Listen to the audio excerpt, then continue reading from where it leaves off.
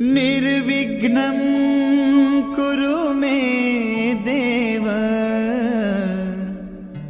शुभकार्येषु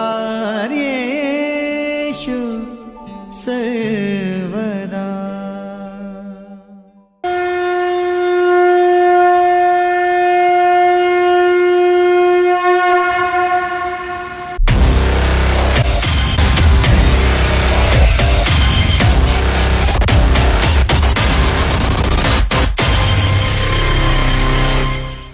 नमस्कार, न्यूज इटारसी में आपका स्वागत है। मैं हूं नीलम और आप देख रहे हैं हमारा विशेष कार्यक्रम एक मुलाकात। आज एक मुलाकात में हम आपकी मुलाकात दो ऐसे लोगों से करवा रहे हैं जो अपना कीमती समय तन मन धन के साथ उन लोगों के लिए दे रहे हैं जो निर्धन, असहाय और अज्ञात हैं, जिन्हें अंत में उनके परिजनों का कंधा तक नसीब नहीं हुआ। ऐसे लोगों को मुखाग्नि देकर उन्हें परलोक में सद्गति देने वाले हरिओम संस्था के मनोज सारण और गोपाल सिद्धवानी से मिलिए आज एक मुलाकात में।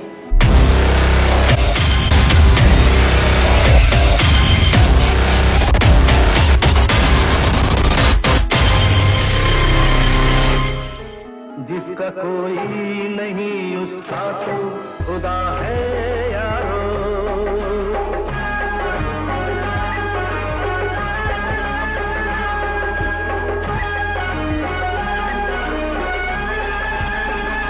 जिसका कोई नहीं उसका तो खुदा है यारो। आज एक मुलाकात कार्यक्रम में हमारे साथ हरिओम संस्था के श्री मनोज सारण और गोपाल सिद्धवानी साहब हैं, जिन्होंने शहर में ऐसे कई कफन दफन किए हैं जो जिनका कोई नहीं था।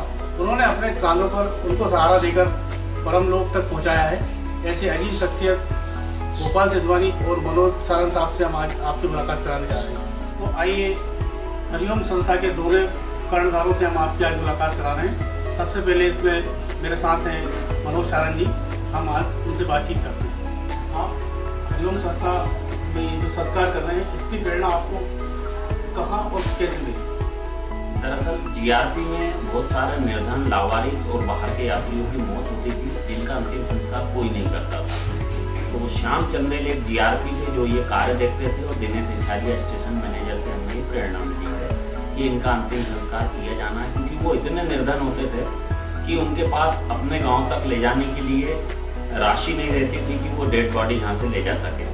और जनरली ट्रेनों में ज़्यादा मौत होती है, निर्धन तो शहर के हैं ही हैं।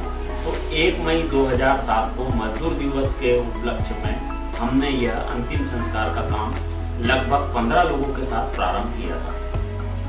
और इसमें डॉक्टर राजेश शर्मा नर्मदा हॉस्पिटल के उनका हमको आर्थिक सहयोग रहता था। फिर गोपाल सिद्धवानी, संदेश पुरोहित, सूर्यकांत त्रिवेदी जी, श्याम चंदेल जीआरपी, राजेश तिवारी सीए, संजय गोठी, बंग साहब, दीपक उज्जैनिया मंडी वाले, इनका हमको बहुत सहयोग रहा है और ये निरंतर आगे बढ़ते रहे हैं।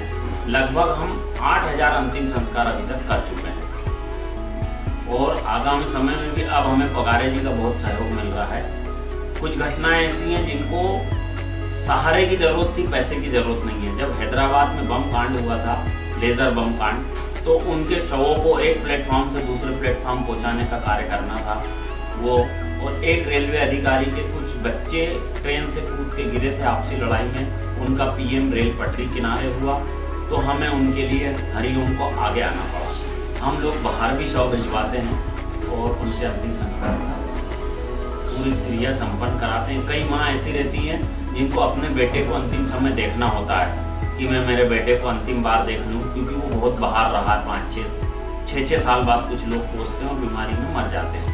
तो कईयों के हमने अंतिम संस्कार की पूरी सामग्री सहित कोपिन में पैक करके उनको उनके गांव पर भी पहुंचाने का काम किया। इसमें हमारे गोपाल भाई का हमें बहुत सहयोग रहा है और अब लगभग पूरा हरिओम संस्था का काम गोपाल सिद्धवानी जी ही देखते हैं।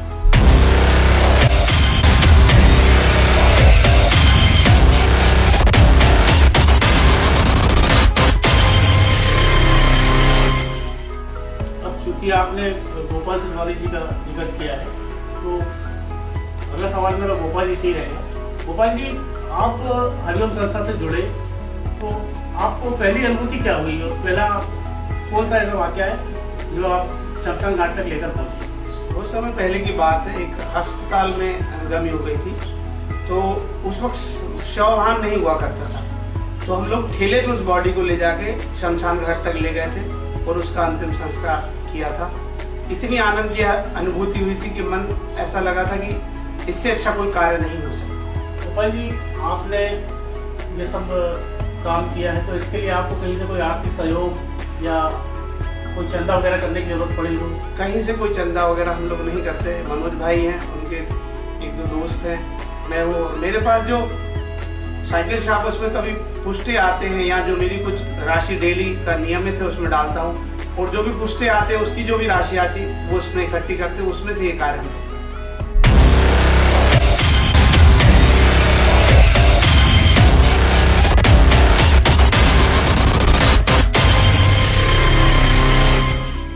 कोई बड़ी संस्था जैसे रोटरी है, लायंस क्लब है, ये बड़े बड़े चैरिटी क्लब हैं, किसी ने दान देने का कोई प्रयास किया है? नहीं, अभी तक तो ऐसी कोई भी संस्था आगे नहीं आई है। व्यक्तिगत तौर पर कुछ डॉक्टर और समाज सेवक आगे आए हैं जो मुझे धनराशि उपलब्ध कराते हैं। अभी वर्तमान में डॉक्टर धीरज पाठक जो नर्मदा अपना अस्पताल में है, उनके द्वारा सहयोग राशि दी जाती है। और एक गुमनाम है जो बहुत बुजुर्ग महिला हैं जो गोपाल सिद्धवानी जी के पास आती हैं और कुछ अधिक राशि देकर जाती हैं और नाम न बताने के शर्त पर वो हमें पैसा देती हैं। हम उनको बहुत साधुवाद देते हैं। बाकी हमारे ही जो 10-12 मित्र हैं उनके द्वारा ये सहयोग राशि प्राप्त होती है। कई बार हमें ऐसे भी अंतिम संस्कार करना पड़ता है कि कोई महिला जा रही हो और उनके पति की डेथ हो गई हो, तो उस महिला को घर तक पहुंचाना और उनका अंतिम संस्कार करके उनको बाकायदा एक दिन ठहरा के पहुंचाना पड़ता है। और कई बार सुहागन महिला भी रहती है जिसको पूरे रूप से सुहागन के रूप में क्रिया करना पड़ता है, और साड़ी, पूरा सुहाग का सामान, और उसको फिर अंतिम संस्कार उसके पति के माध्यम से कराकर और होशंगाबाद में उनके खारी को सिराने का भी काम करना पड़ता है। और ये मेरा निवेदन है कि संस्था को आगे आना चाहिए, मगर वर्तमान में अभी तक जिले में ऐसी कोई संस्था नहीं जो सहयोग के लिए आ जाएगी।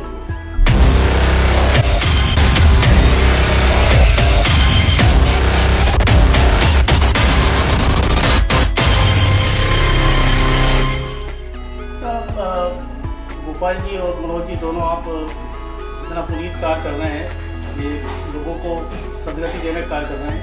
अभी तक सरकार से आपको कोई सहायता मिली है या सरकार से कोई आपने अपेक्षा की है कि सरकार इसमें आगे आकर हरिओम संस्था को सहयोग करे?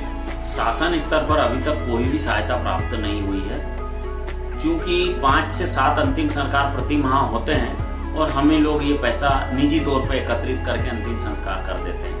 और अभी हमें आवश्यकता भी महसूस नहीं हो कि शासन से कोई ऐसा काम किया जाए या पैसा लिया जाए। अगर शासन से मदद मिलती है तो और अधिक लोगों का अंतिम संस्कार काफ़ी आसानी से किया जा सकता है।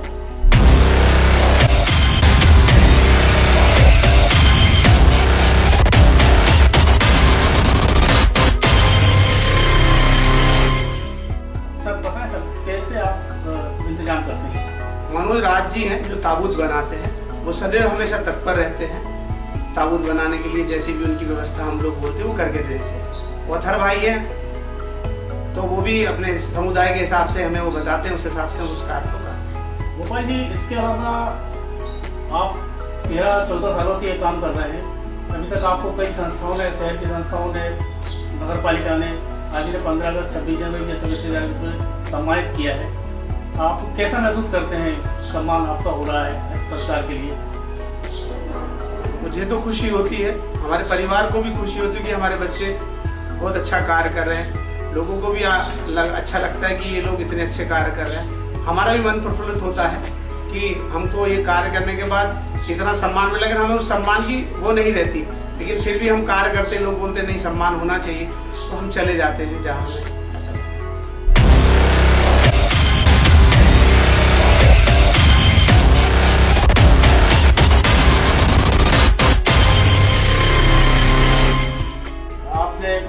चूँकि बताया कि हम कहीं से कोई अनुदान नहीं ले रहे हैं, कोई सहायता आपको कहीं से प्राप्त भी नहीं हो रही है, आप दोनों जैव वीरों की जोड़े की तरह मिलकर काम कर रहे हैं।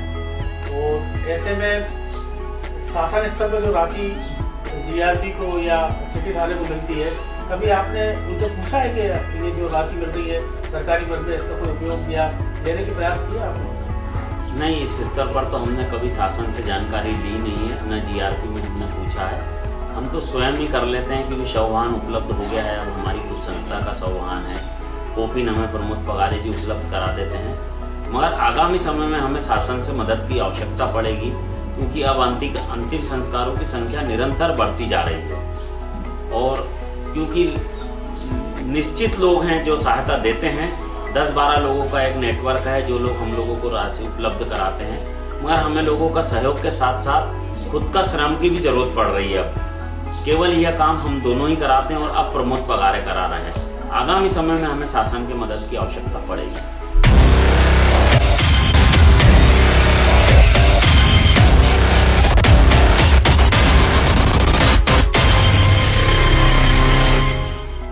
सर, जैसा कि वर्तमान में पिछले 3-4 महीने से कोरोना का काल चल रहा है, इस कोरोना काल में शमशान घाट को सब कुछ छूना तो दूर, शमशान घाट जाना भी लोग मतलब उस रास्ते से गुजरना पसंद नहीं करते। ऐसे में आपके सामने कोई अगर ऐसी लावारिस शव अगर आए हों तो कैसे आपने उसको दफनाया या दाह संस्कार किया? हमने कोविड-19 के अंतर्गत जो समुचित व्यवस्था रहती है उसके अंतर्गत शांतिधाम समिति में जाकर अंतिम संस्कार कराए हैं निर्धन लोगों के और पूर्ण रूप से संक्रमित न हो इसका पूरा ध्यान रखा गया है और किट के साथ उनका अंतिम संस्कार कराते हैं। भय वाली बात तो निश्चित रूप से रहती है, मगर अंतिम संस्कार करना है तो करना ही है।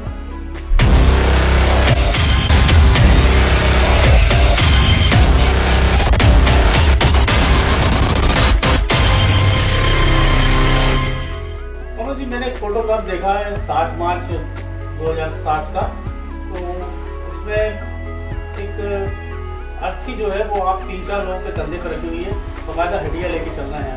पहली बार जब आपने किसी अनजाने के अर्थी को कंधा दिया था तो कैसा महसूस किया? हमें ऐसा लग रहा था कि शायद हमारे ही परिवार से कोई हमारे बीच में से चला गया है और जब ये अंतिम संस्कार हमने पहला किया था तो हमने उसको पूर्ण विधि विधान और जो अंतिम संस्कार की क्रिया होती है उस हिसाब से किया था। यही नहीं, हमारे एक मित्र सूर्यकांत त्रिवेदी ने उस व्यक्ति के लिए बाल भी दिए थे और बकायदा हंडी लेकर वो आगे तक चले थे।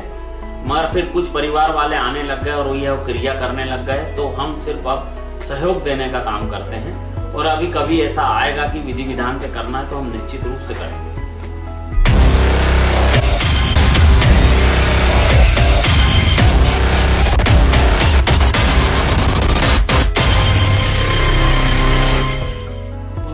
ये सत्कार आपका निरंतर जारी है, शहर के लोगों से और क्या आप संदेश देना चाहेंगे कि वो इस हरिओम संस्था के माध्यम से जुड़े, दान करें और आगे आए, क्योंकि एक काफ़ी लंबा अरसा हो गया आपको काम करते हुए, क्या आप क्या कहना चाहेंगे शहर के नौजवानों से?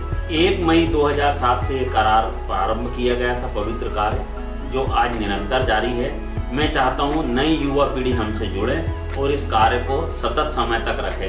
अगर नई पीढ़ी नहीं भी आती तो हम हमारे परिवार के नए बच्चों को इस कार्य के लिए आगे लाएंगे और हम उनको इसके लिए तैयार भी कर रहे हैं। सिंधी समाज के द्वारा हमें शव वाहन की बहुत ज़रूरत पड़ती है और सिंधी समाज हमें वो वाहन निःशुल्क उपलब्ध कराता है और कभी राशि भी लेता है तो नाम मात्र की राशि, जिसमें डीजल का व्यय भी मुश्किल से हो पाता होगा।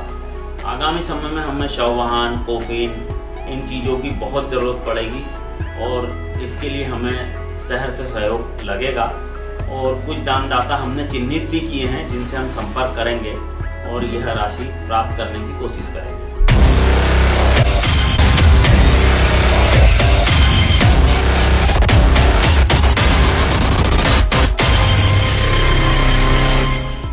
सर, लोग जो है आगे आने से संकोच करते हैं, कुछ कंजूस प्रवृत्ति के लोग भी होते हैं, लेकिन आप लोग अपनी जेब खर्च और अपना चंदा करके इधर उधर आसपास के घरों में अपनी व्यवस्था करके ये सब काम कर रहे हैं। क्या संदेश देना चाहेंगे लोगों को?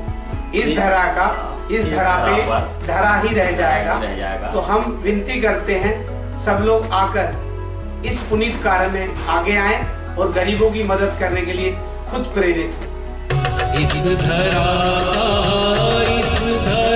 पर सब धरा रह जाएगा शाम का सुमिरन तू करने सांवरा मिल जाएगा।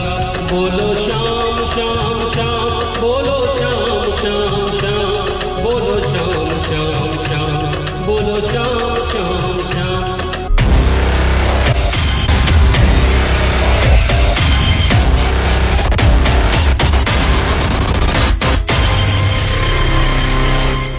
सबसे मैं चाहूँगा कि एचआरसी के दर्शकों को आप अपना पसंदीदा कोई गीत सुनाएं।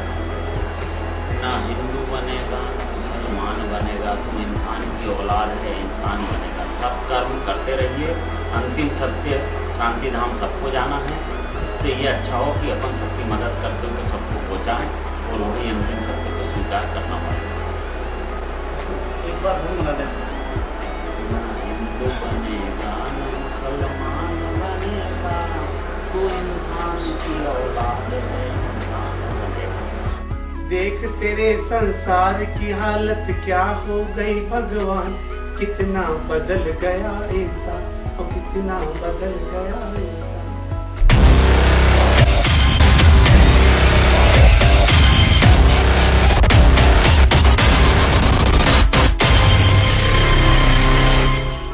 दर्शकों, ये थे हरिओम संस्था के दो जय वीरू के नाम से मशहूर जोड़ी कर्णधारों से मनोज सारंग जी और गोपाल सिद्धवानी जी।